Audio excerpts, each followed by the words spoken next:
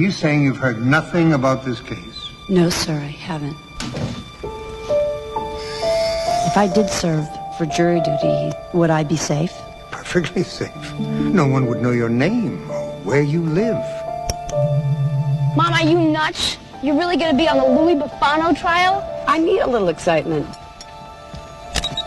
All right, they just turned in the driveway. You better get out of there. Thank you, Eddie. Of the 12 men and women sitting on the jury, he chose her. Annie Laird? I thought it might be you. He knows everything about her. Die, sucker! Okay, you got it. I got it! And as long as court is in session, he will be near. Eddie, listen to me now. You're in danger, and your son is in danger. You're kidding, right? What are we doing here? This is a very dangerous time for him. He could commit some childish error, and we could lose him. That quick.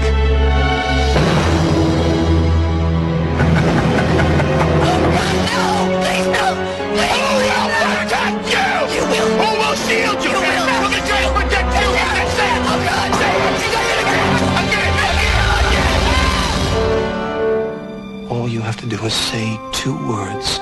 2 precisely. Do you know what they are? Have you guessed yet? No? Not guilty. From the chilling bestseller, The Juror. Don't worry. I'll be with you every step of the way. Oke teman-teman, jadi kalian tuh pernah nggak sih berada di posisi dimana kalian itu harus berpura-pura tenang, padahal dalam hati itu kalian panik luar biasa? Jadi film The Juror tahun 1996 ini yang dibintangi oleh Demi Moore dan Alec Baldwin membawa kita ke dunia penuh dengan tekanan psikologis, manipulasi emosi, dan pertaruhan hidup mati. Semuanya itu dikemas dalam cerita ruang sidang.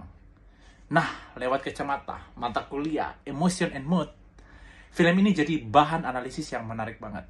Yuk kita bahas. Terkait poin yang pertama, yaitu emotion versus mood. Dalam materi itu dijelaskan bahwa emosi itu sesuatu yang intens dan punya pemicu yang spesifik.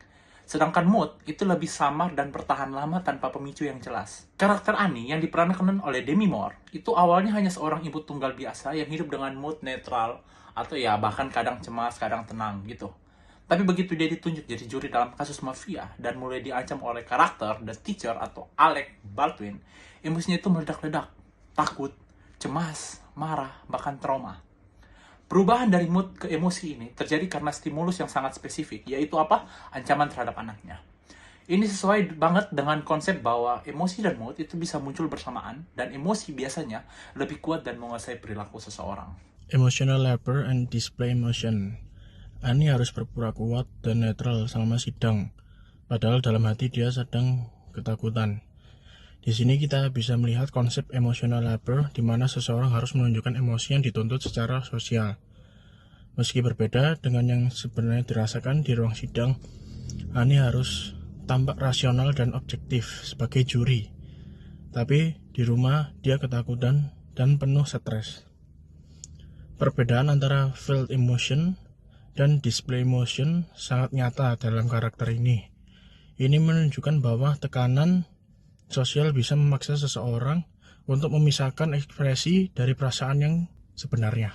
Ketika emotional intelligence dalam kondisi ekstrim, Annie menunjukkan bentuk emotional intelligence yang kuat.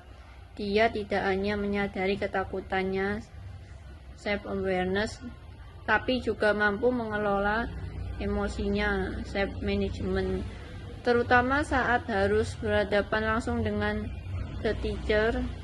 Ia tidak langsung panik atau bertindak gegabah, tapi perlahan mencari cara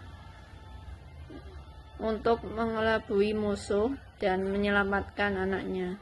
Ia juga menunjukkan empati, terutama terhadap anaknya dan juri lain, serta punya social skill saat mencoba menyampaikan kebenaran tanpa terlihat mencurigakan. Ini mendukung isi materi yang menyatakan bahwa orang dengan emotional intelligence tinggi akan mampu bertahan dan bahkan unggul di situasi penuh tekanan.